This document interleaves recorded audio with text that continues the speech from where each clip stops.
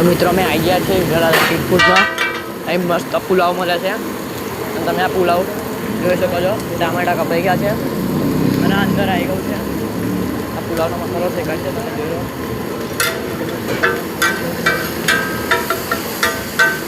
આ હીરાલાલ પુલાવ છે અમદાવાદ સિરોલ દરવાજા બાજુ વેરે માતાએ આ હીરાલાલ પુલાવ મળે છે.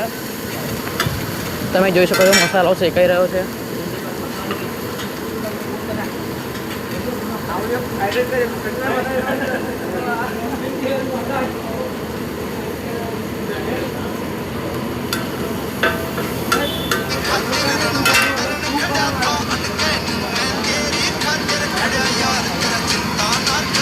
તમે જોઈ શકો છો અંદર પુલાવો એટલે ચોખા નખાઈ ગયા છે, ભાત કહેવાય છે એને.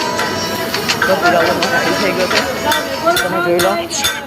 આ પુલાવ બની ગયો અને હલાવશે એટલે પુલાવ થઈ જશે.